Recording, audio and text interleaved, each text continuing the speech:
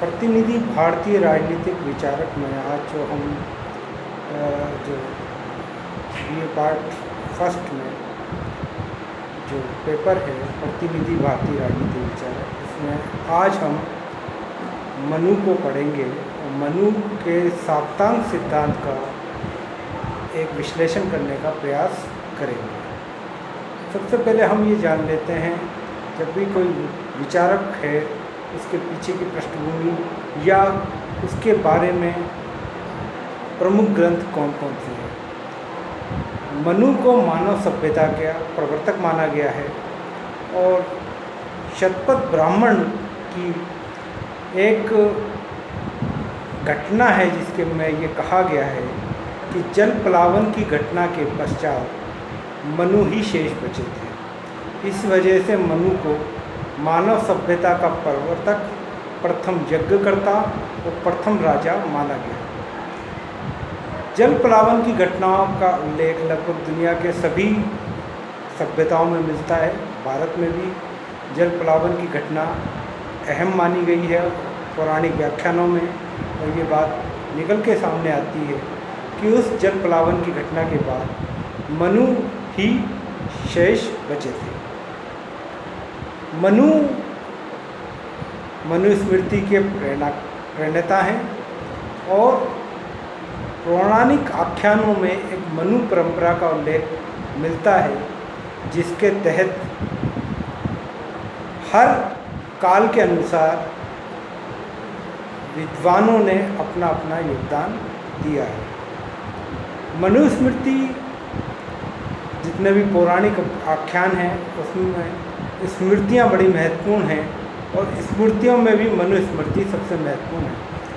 मनुस्मृति के प्रणेता मनु माने गए और ये, लेकिन इसका रचना काल, इसकी रचना कब हुई है इसके बारे में कोई भी स्पष्ट मत विद्वानों का या इतिहासकारों का नहीं है।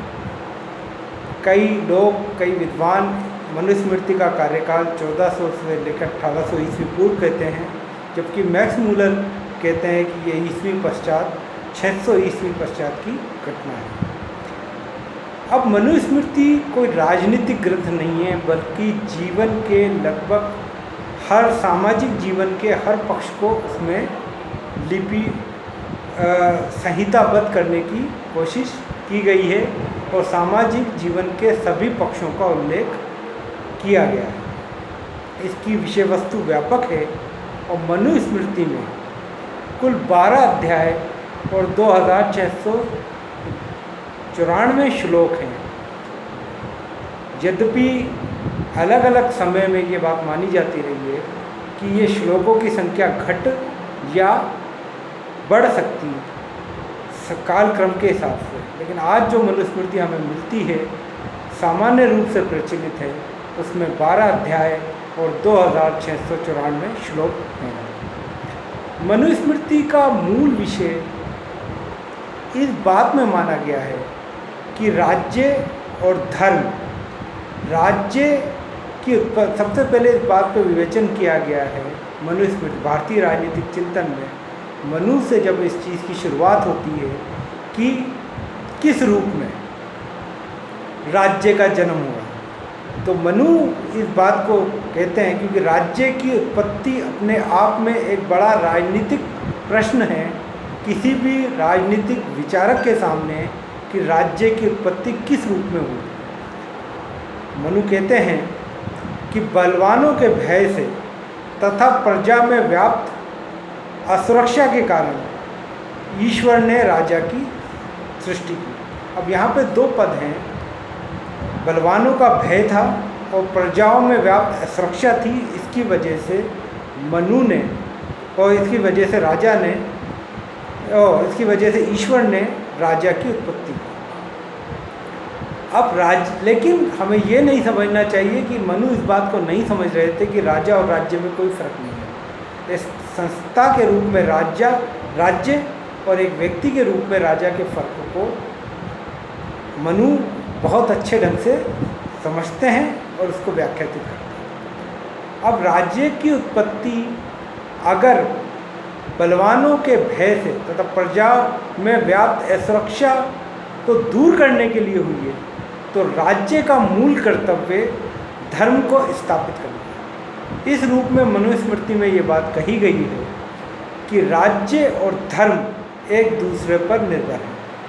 लेकिन धर्म की वो परिभाषा मनुस्मृति में नहीं दी गई है जो परिभाषा हम सामान्यतः मानते हैं धर्म के बारे में, या धर्म को हम संगठित रूप में मानते हैं। धर्म में व्यापक नैतिक प्रश्न सम्मिलित हैं। दायित्व, मनुष्य के कर्तव्य से जुड़े हुए मनुष्य के आचरण से जुड़े हुए कर्तव्य, ये सब धर्म की व्यापक परिधि में आते हैं। तो मनु के अनुसार राज्य और धर्म परस्पर निर्भर है, और राज्य का अस्तित्व ही धर्म के परिवर्तन के लिए है या धर्म की स्थापना करने। मनु कहते हैं कि राजा का कर्तव्य है कि व्यक्ति को धर्म के पालन की ओर प्रवृत्त करे, ताकि लोग धर्म का पालन करना सीखें। धर्म मनु के अनुसार राज्य का मूल आधार है, लेकिन सिर्फ राज्य ही धर्म पर नहीं निर्भर है, बल्कि धर्म भी राज्य पर निर्भर है, क्योंकि बिना राज्य की संस्थागत शक्ति के बगैर धर्म की स्थापना नहीं हो सकती। इस रूप में राज्य और धर्म दोनों एक दूसरे पर निर्भर माने हैं। मनु इस बात को भी कहते हैं कि ईश्वर ने इंद्र, वायु, यम, सूर्य, अग्नि, वरुण, चंद्रमा और कुबेर के नित्य सार्वभौम अंशों को लेकर राज्य की स्थापना की है, ताकि और जो राजा है वो इन सभी दैवीय गुणों को प्रतिबिंबित करता है। इसलिए मनु ने ये कहा, मनु ने राज्य की उत्पत्ति के बारे में जो सिद्धांत दिया है उसे हम सामान्यतः देवीय सिद्धांत के नाम से जानते हैं। देवीय सिद्धांत राज्य की उत्पत्ति का वह सिद्धांत है जिसकी ये मान्यता है कि राज्य किसी देवीय आदेश की परिणति है।